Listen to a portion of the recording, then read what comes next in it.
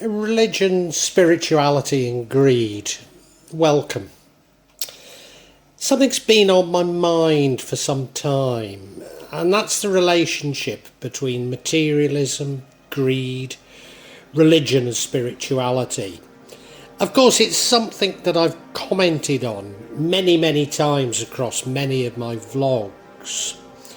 And now in this particular vlog, I've got to apologise to my viewers in the United States, as I highlight how evangelical religions and spirituality, particularly in the US, seem to have completely accepted materialism, and this often leads to unbridled greed.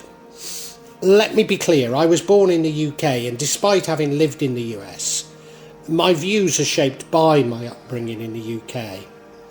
That religions and spirituality reflect the materialism and individuality of US culture should come as no surprise. So maybe I'm simply commenting on my different cultural perceptions. But such developments are not restricted to the US, and it would be very wrong of me to solely focus on the United States.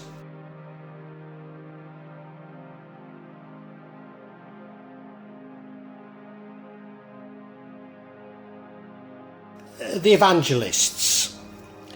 Now, let me state very clearly I have an aversion to proselytising, and I'm sorry, I know I'll upset a few people in saying this, but you see, one definition I have of black magic is imposing one's will on another.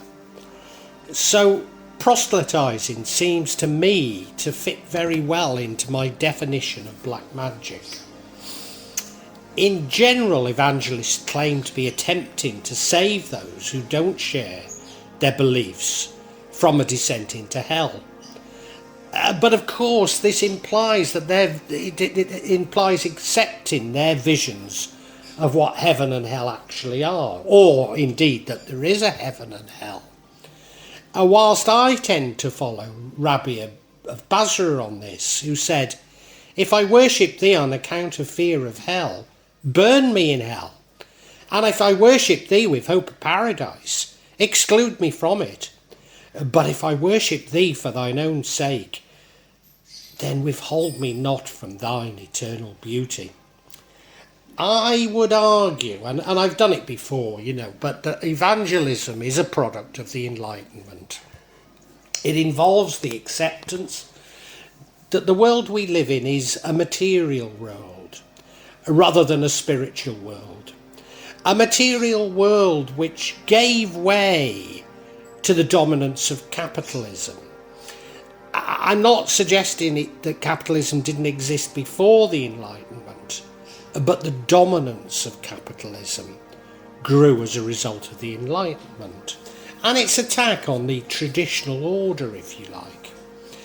Although I'd be the first to admit that what people in the US call communism comes from the same root. Now, I'm very sceptical of megachurches, the hypermarkets, if you like, of religion. But when I started to look into megachurches, I was shocked to find that their origins are in my country of birth. The first evangelical megachurch was the Metropolitan Tabernacle with 6,000 seat auditorium, first inaugurated in 1861 in London by Charles Spurgeon. Nevertheless, there's over 1,300 megachurches in the US, mostly in the South where I used to live. In particular, I'm mistrustful of something known as the prosperity theology.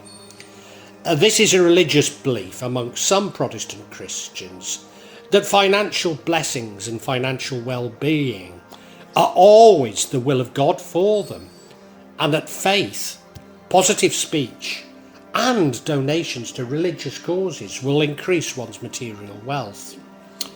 Material and especially financial success are seen as signs of divine favour. And now, this is clearly open to massive fraud and abuse, but I'm not going to really focus on that fraud and abuse in this vlog. You can look those up for yourself.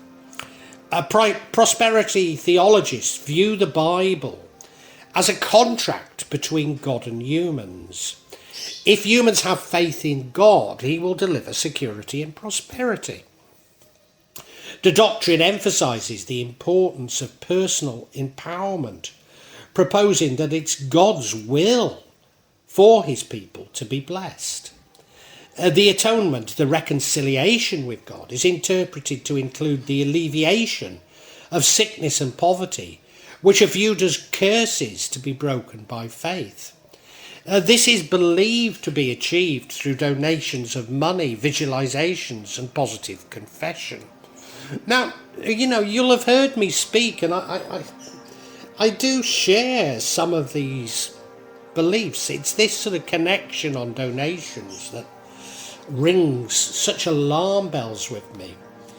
Televangelism, of course, is a uniquely American phenomenon, largely as a result of a deregulated media where access to television networks and cable TV is open to virtually anyone.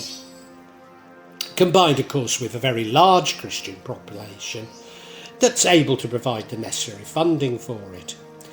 It became especially popular amongst evangelical Protestant audiences. Although I must say I've had the privilege of visiting Nigeria, where they have this same sort of megachurches, TV evangelism, TV evangelists as well, who cause enormous problems for the country. Now, almost exactly mirroring the evangelical Protestants are groups within Islam, loosely falling under the heading of Salafis. Now, I don't want to accuse all Salafis of being like this, but many of the groups that I'm pointing the finger at would like to call themselves Salafis. Although given the funding that many of these groups from oil-rich Gulf states, and in particular Saudi Arabia, there's much less emphasis on fundraising than, for example, the prosperity theology. Examples of well-known Islamic televangelist TV channels include Muslim Television, Ahmadiyya, Islam Channel, ARYQ TV, and Peace TV. Some of these channels, but not all, have come under the scrutiny of national television or communication regulators for biased coverage of political events, incitement to illegal acts including marital rape and homophobia. Now, what I do want to say about these groups is that traditionally, and I know I'm going to get people telling me that I'm completely wrong, but traditionally Indonesia, Islam doesn't really have a tradition of proselytizing. Now I know people will point back in history, but when you really look at a lot of these events in history, so much of it was solely political. In fact, much of medieval Islam lived in harmony between the different religions. Now, even in relatively liberal Indonesia, firebrand ustads, or pa ustads as we call them, have become very popular, and they seem particularly keen on establishing their legitimacy by condemning minority groups, especially ethnic, religious and LGBT. Now, I can't help but feel that many of these are sponsored by politicians, but nevertheless they are now extremely popular. And I'm not going to go into any great detail on this, but in South and Southeast Asia there's been a massive growth of intolerant politicised Hindus and Buddhists. Again, these are mostly associated with political parties and political groups, than the religions directly themselves, but not always. What seems to be common across all these movements is their ability to define themselves by what they are not. So evangelical Christians are not Catholic, and certainly not Muslim. Salafis are neither Shia nor Sufi, and militant Hindus and Buddhists are not Muslim. Indeed, it's normal to define those other than themselves as Satanic, even though the evidence for this is often very limited, if not completely fabricated, and has resulted in satanic panics almost the world over. There's often an emphasis on seeing the scriptures as literal, if you like, as a user manual rather than operating system. Often they rely on the fact that few of us really know that much about the scriptures, and feel somewhat guilty that we don't read them enough. In Islam, they'll selectively quote from small sections of English translations of Al-Quran. But for Sufis, we don't see a translation really as being Al-Quran at all. And indeed, it's more like the book of Psalms, i.e. it should be chanted by Surat, rather than short quotes used to support one's prejudices.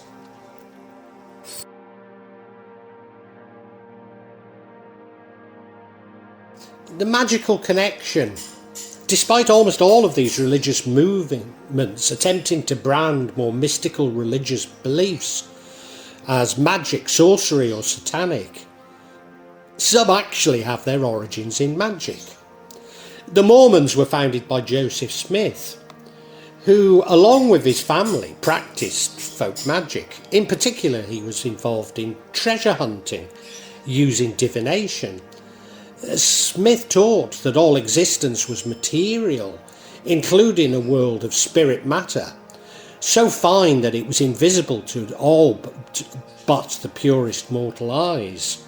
He taught that the high priesthood's endowment of heavenly power included the sealing powers of Elijah, allowing high priests to effect binding consequences in the afterlife.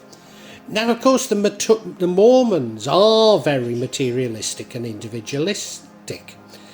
Could that be the reason why the second biggest industry in the state of Utah is multi-level marketing, or as I would call it, pyramid selling? L. Ron Hubbard, the founder of Scientology, moved into the Pasadena mansion of John Jackside White Parsons. Now, Parsons was a leading rocket propulsion researcher at Caltech and the founder of a jet propulsion laboratory. But Parsons led a double life.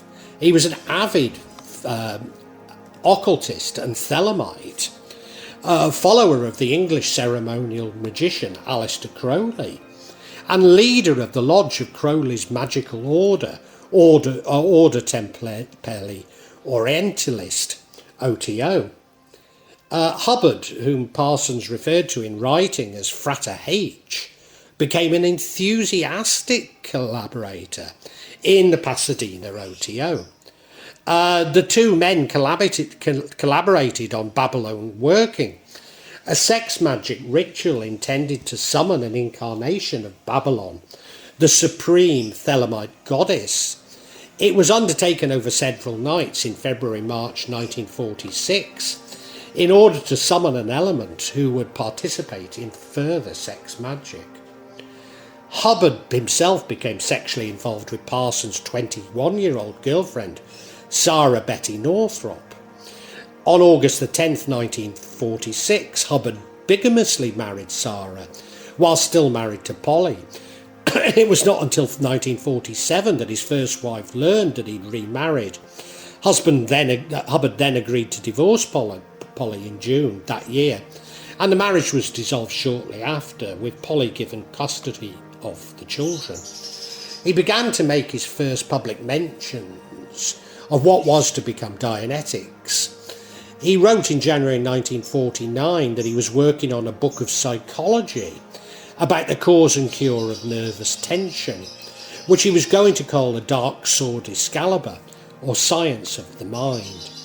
The Church of Scientology attributes its genius to Hubbard's discovery of this new line of research. The man is most fundamentally a spiritual being, a thetan. Husband expanded upon the basis of Dianetics to construct a spiritually orientated, although at this stage it wasn't religious doctrine, based on the concept that the true self was a theta, an immortal, omnipotent and potentially omnipotent entity. Hubbard taught that thetans, having created the material universe, had forgotten their godlike powers and become trapped in physical bodies. Scientology aimed to rehabilitate each person's self, the thetan, to restore its original capacities and become once again an operating thetan. The Husband Association of Scientology has the only official Scientology organisation. Training procedures and doctrines were standardised and promoted through the organisation's publications, and administrators and auditors were not permitted to deviate from Husband's approach. Branches were organised as franchises, rather like a fast food restaurant chain. Each franchise holder was required to pay 10% of their income to Hubbard's central organisation. They were expected to find new recruits, known as raw meat, but were restricted to providing only basic services. And you know, they may still exist, but I remember on British high streets, they would have these Scientology centres, and they'd have people on the streets trying to recruit you, and you would go in and take a test, a little like a psychometric test. But it was all about getting you into the organisation to buy more and more materials. Indeed, costlier, higher level auditing was only provided by Husband's central organisation. So, of course, at its very heart, Scientology is highly materialistic and individualistic. Now, you might say, well, these are somewhat fringe organisations, but my reasons for pointing out the links between these organisations and magic is that so many religious groups point to the practices of mystics as being magic or satanic. But in truth, all religious organisations have their own magic. You might at the very least call them miracles, but no, I'd go further. There is ceremonial magic behind all religious organisations. So the argument is really an argument which is based on their magic is okay, but not anyone else's.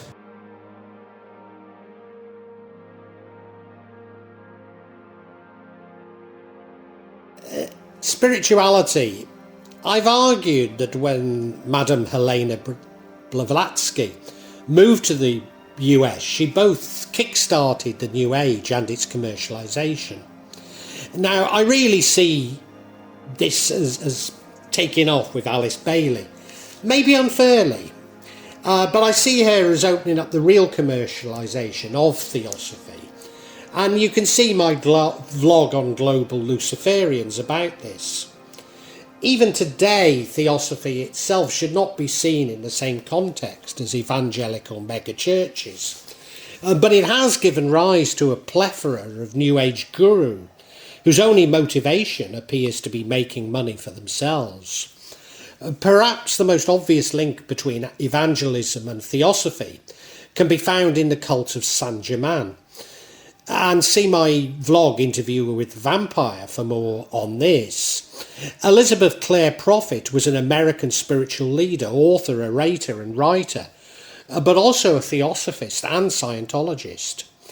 In 1975, Prophet founded the Church Universal and Triumphant, which became the umbrella organisation for the movement, which she expanded worldwide.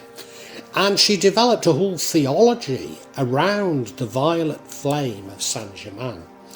Now, I've often said that I might have picked on Rosicrucians rather than theosophy, and again see my vlog on the Rose Cross as being responsible for the spread of the New Age and its commercialisation. However, today the main Rosicrucian organisations have probably had less impact on the New Age gurus that I complain about.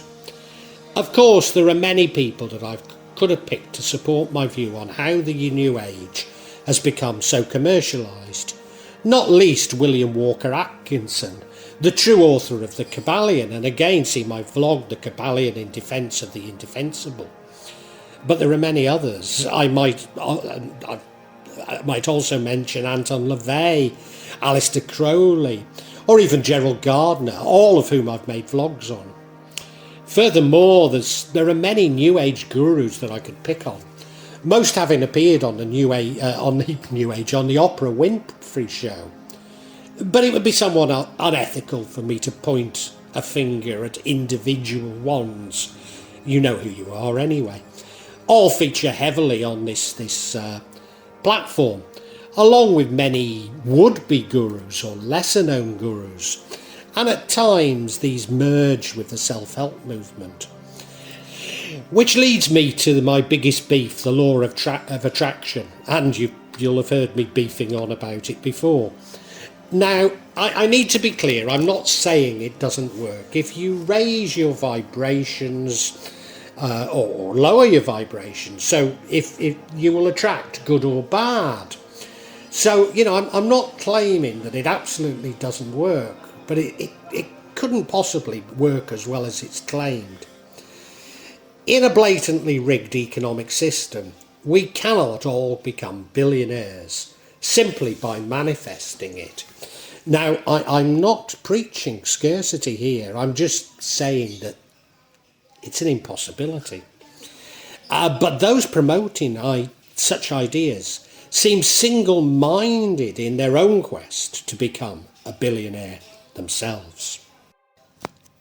Final thoughts. I guess there are 4 reasons why I've recorded this vlog, and I do apologise. I'm sure I've offended many, and that's not my intention. I'm only explaining my feelings. You don't have to follow them. But the first is that as a Kajawan follower, my beliefs are syncretic, and I cannot accept that my religion is the only religion or path to God, and therefore neither should be anyone else's. Certainly I don't think that my God is any different to anyone else's God. Indeed, for me, God is God, whatever we might choose to call him or her, or it. I struggle with anyone claiming to have found the only path and condemning those who haven't. Indeed, I believe that it betrays their own security in their beliefs. And, this seems to come from fear of others, doesn't it? And I suppose the difficulty I have in basing a theology on fear is that fear leads to condemning others, it leads to labelling others, and ultimately it leads to hatred, when religion really should be about love. Indeed, well, no, I'll come to that later. And so I think that leads me to 2, that those who follow these beliefs are so hasty to judge and indeed to punish others. Now, I very firmly believe that this is God's domain, and you might have heard me say that I don't believe that any man has the right, and I'm talking about civil law as well here, any man has the right to judge and punish another. Thirdly, that materialism and greed is behind so many of these movements. Now, I believe that God blessed us with plenty, whilst these movements applaud individuals' hoarding of God's resources, and this leads to greed. Money and businesses are man-made constructs, not created by God. So why do these people seem to worship them?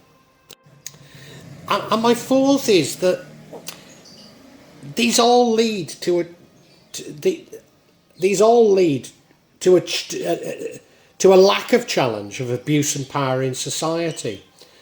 and the acceptance that some should be forbidden access to God's resources, even for their basic needs. So, yeah, this does lead to the point that I sort of hesitated on earlier, and that is that it's an attempt to exert not only their authority on others, but I think there are often dark forces behind some of these movements. Dark forces that are attempting to control everybody else in the world. And that to me doesn't seem like a religious belief at all. So in short, there's no attempt to create Jerusalem here on earth.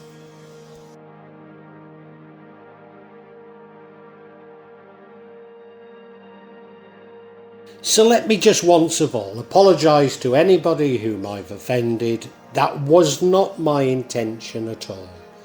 My only intention was to send out some questions that have been burning within my heart that I needed to get off my chest. I'm not trying to make you believe the same as me. Not at all. These are just things that concern me, and, I'm very happy to debate my views with you, providing you don't quote the scriptures, because that's not an argument at all, is it?